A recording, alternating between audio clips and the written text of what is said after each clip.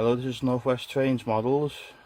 Got another update on the layout, and I've almost finished the retaining wall they mentioned in the last update. Just do a little overall view.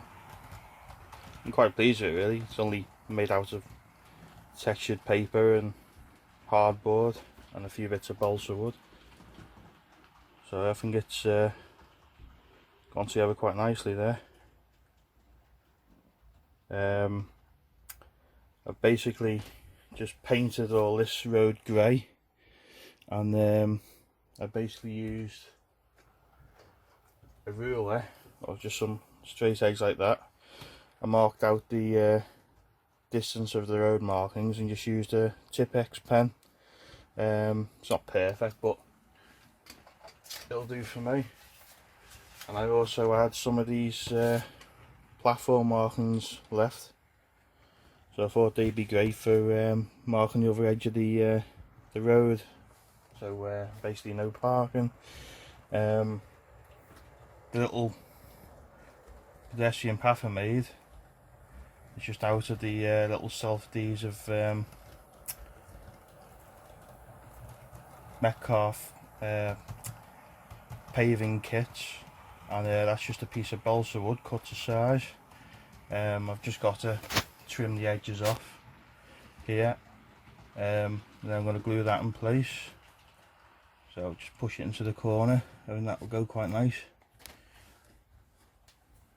And the only thing that I wasn't too happy with, some of the joints here, I just give it the impression that it's had bits of water running down, so it's gone green over the years where the joints weren't particularly good. We move over there. In fact, what I'll do is I'll just move the camera over to this bit. Right, basically I've just put a little bush shelter there. I don't know if I'll keep it there or not. Just zoom in a bit closer. So I've started the car park area, but unfortunately the Tipp-Ex pen died on me. So if anyone can recommend a better one, that'd be great. So this is going to be the car parking area. I bought this quite a long time ago now. It's a Berger van and it's got lights fitted to it. So I was thinking of putting it there, and obviously the car park, I'm going to have a bit of a public footpath around the pond here. And once I've done some green scatter and the browns basically to mark out the footpath. So that's going to be a little feature. Probably have a few fishermen on there, maybe a little boat eventually. Wouldn't mind getting some rock climbing figures for the big rock at the back here. So that's something. The other work I've done on the platform since the last update is a few of these platform shelters I've glued down, and I've actually glued a few people down as well. And this nice little Bachmann sign there I've glued down. So yeah, it's coming together. There's another platform shelter down there. I've got loads more figures to add, but I haven't decided whether they're all going yet. I've just put that little car on there just to give the idea of the road. And here's the other platform shelter. There's a bloke there reading his paper. The back here, once the track's ballasted, I'm going to get a few more of those rails painted rust, and just stash them there along with some overgrowth, some bushes and weeds and things, and also to finish off between the railway and the road. I'm going to fit some of these Bachmann metal fences, which I got from the haul from Hattons last November. I've painted them up, so I'll do. They'll be on the next update video. I'll show some fencing. We go on to the heritage line. There's a little example of what's to come in the next video.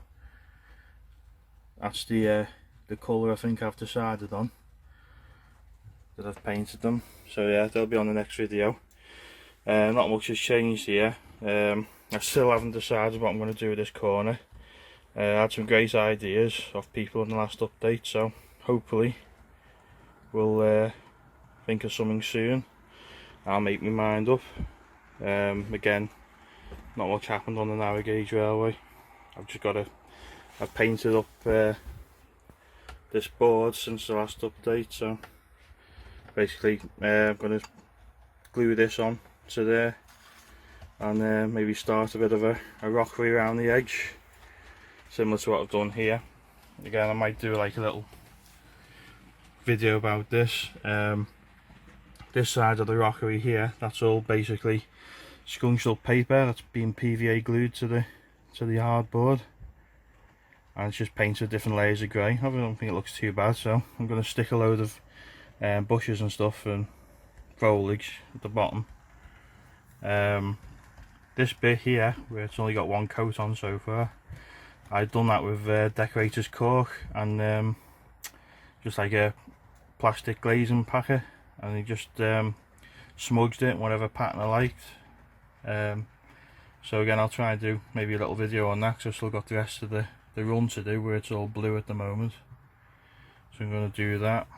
The only other thing that I've done really is coming back over here. I've done a touch more ballasting, especially on the branch line. Let me just show you. So, and that was with from the last haul video, using one of these. I tell you what, it's definitely worth getting. I certainly wouldn't go back to using a spoon, which is what I used to do. So you just fill that with your ballast, just running along, and it pours it pretty much perfectly on your track. So as soon as this station here is done, I've got to fit the lights on it and glue it down. Then I can get all this ballasted now. Hopefully I've fixed this siding here as well since the last update, because I wasn't happy with how it was last time. So hopefully that's the final track plan now. We just go back over here to the station building.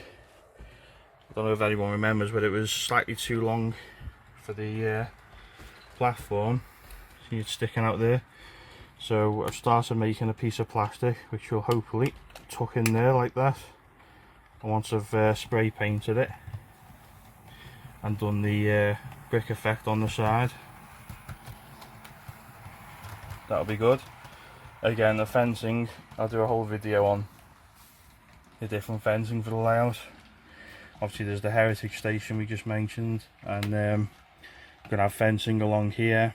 We're going to have fencing to separate the car park from the pond area there, again along the railway line. So that'll be all in the next video. There's my little web with Andrew Barclay with the weekday maintenance train for the Heritage Railway. I think that's all there is to report on at the moment. I suppose another thing I could mention is this Class 150. I haven't ran it for about 3 or 4 months, and I thought I'll give it a running session yesterday, and there's absolutely no life in it whatsoever. So I don't know if anyone's experienced this before or knows more about Bachmann locos, but yeah, there's just no life in it at all. I've tried it on analog control and it doesn't respond to that either, so I might have to send it off to get looked at. All in all, I think that's all I've got to report on at the moment. Nothing's really changed in the fiddle yard. My little work area is still a mess. Just had to take a little look. A piece of cardboard, so that's all for the next video as well. My little painting area. So just these old wheels, these old metal ones came off my old HST coaches, which are no good anymore. They're all bent and they kept derailing, so I took them off and replaced them. So I'm just going to rust them up and they'll go on the heritage station, sorry, the engine maintenance area. Just go onto the fiddle yard. Yeah, I've tidied it up a little bit, that's the only difference really. Nothing's really changed over here, still pretty much as it was. So again, I'm not doing too much with this side yet because I'm leaving it till last in case I do end up expanding the railway. So I think that's all to report on. Sorry if I've been chatting for too long. Like I say, any more suggestions, I'm always eager to hear people's ideas. And thanks again for watching, and see you on the next one. Thanks, bye.